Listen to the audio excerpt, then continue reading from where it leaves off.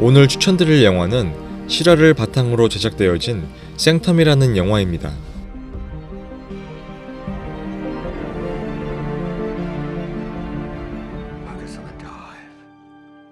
오늘도 사람의 발길이 닿지 않는 곳을 탐험하며 개척해 나가는 유명한 탐험가 프랭크, 그리고 이 모든 것을 원활하게 진행할 수 있도록 아낌없이 지원해주는 물주 칼과 그의 약혼녀 빅토리아는 프랭크가 현재 탐험하고 있는 전 세계에서 가장 깊고 큰 동굴을 탐사하기 위해 남태평양 한 섬으로 향합니다.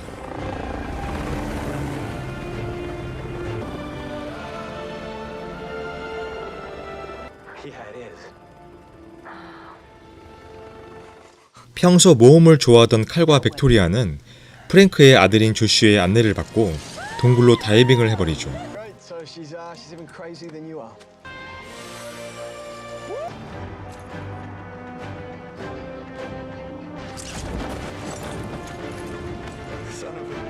칼의 약혼녀 빅토리아를 도와주는 이 남자의 이름은 조슈이며 탐험가 프랭크의 아들입니다. 조슈는 어려서부터 아버지와 함께 탐험을 해오고 있지만 항상 냉정한 아버지의 태도를 이해하지 못하고 사사건건 말다툼을 벌이죠. 프랭크는 단지 자신의 아들이 강해지기를 바랄 뿐이지만 조슈는 그런 아버지의 마음을 알지 못합니다. 칼과 빅토리아 그리고 조슈가 동굴로 내려오는 동안 프랭크는 동굴 탐사를 하러 가고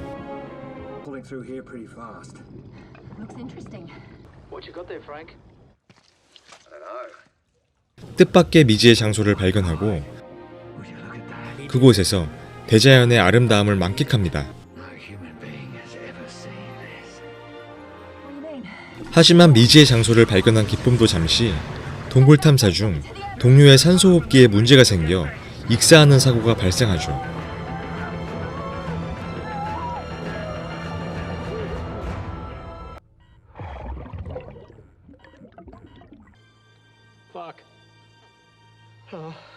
탐사 대원들은 모두 슬픔에 잠긴 채 짐을 챙겨 이 동굴을 나가기로 결정합니다.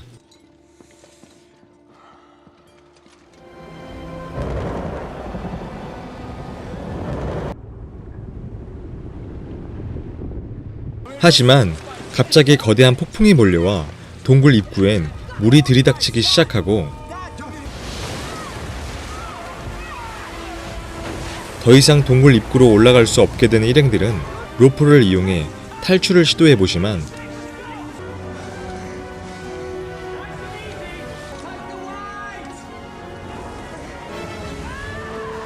너무 강하게 들어오는 물살 때문에 로프를 지탱하던 바위가 물살에 떠밀려 내려오면서 바위를 잡고 있던 일행이 사고로 목숨을 잃게 됩니다.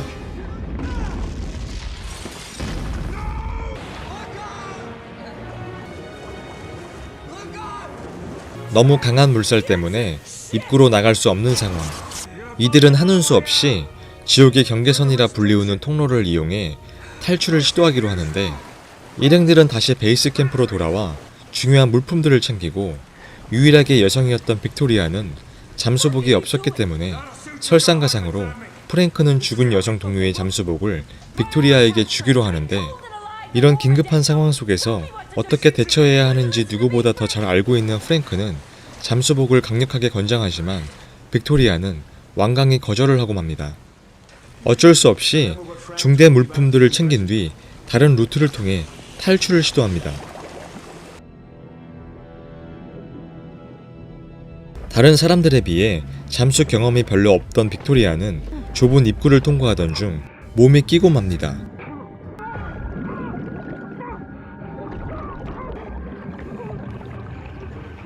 일행들은 이미 모두 도착하여 빅토리아를 기다리고 있지만 그녀가 오지 않자 그녀의 약혼자 칼이 확인을 하러 가는데 다행히 그 순간 빅토리아가 모습을 드러냅니다.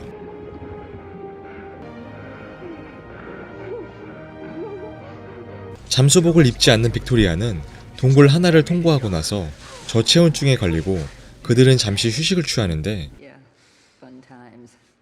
일행 중 졸지라는 남자가 잠수병에 걸려 계속 기침을 하기 시작하죠. 빅토리아의 상태가 괜찮아지자 일행들은 다시 목적지로 출발하기 시작합니다. 목적지로 이동 중 졸지의 상태는 매우 악화되어 더 이상 이동이 불가능한 상황에 이릅니다. 프랭크와 오랫동안 일해왔던 졸지는 이런 상황에 어떻게 처신해야 하는지 누구보다 더 잘 알고 있었기 때문에 뒤를 따라오던 프랭크의 아들 조시를 먼저 보낸 후 혼자 외롭게 죽음을 맞이합니다. 뒤늦게 이를 눈치챈 프랭크는 졸지를 찾으러 오지만 이미 졸지는 사라진 후였습니다.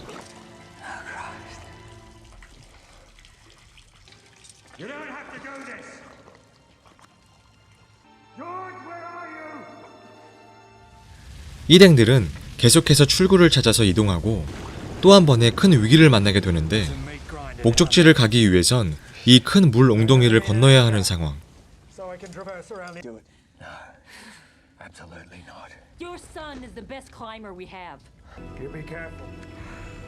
프랭크의 아들 조시가 로프를 가지고 건너편으로 이동하게 되고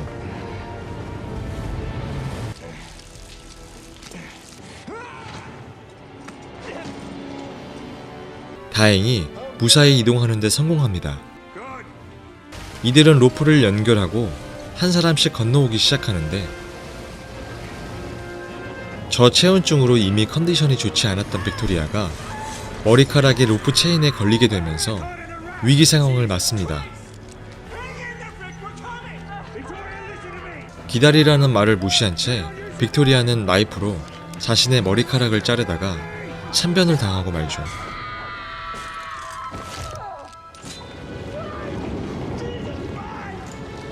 모두 적지 않은 충격을 받지만 그 중에서도 칼은 약혼녀가 참변을 당하자 패닉 상태에 휩싸이고 결국 쉬는 시간을 틈타 산소통을 가지고 약혼녀를 구하러 물속으로 뛰어듭니다.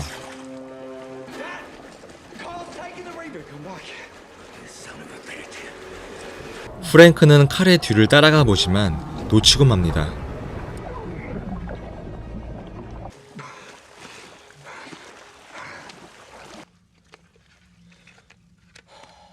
이제 더 이상 물속으로 통과할 수 없는 프랭크와 그의 아들 조시는 허탈감에 말을 잇지 못하는 그때 조시가 무엇을 발견하는데 박쥐똥이었습니다. 근처 어딘가에 출구가 있다는 것을 알아차린 이들은 재빨리 이 작은 구멍으로 올라가기 시작합니다.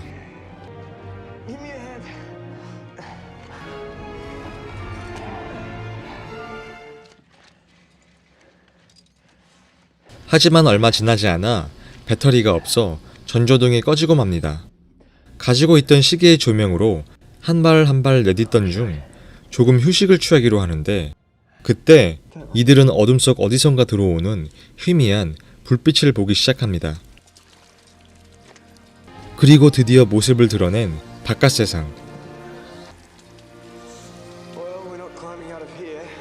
그토록 찾았던 출구가 바로 코앞에 있었지만 나갈 수 없는 상황인 두 부자는 탈출구까지 얼마 남지 않았다는 것을 알고 계속 전진하기로 합니다. 그리고 그들은 바다가 흘러가는 강물을 발견하고 희망을 갖죠.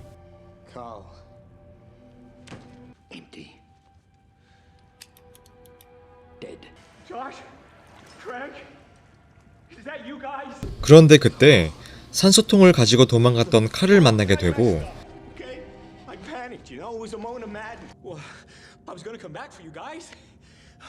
불뿌리가 등에 박히면서 큰 부상을 입게 됩니다.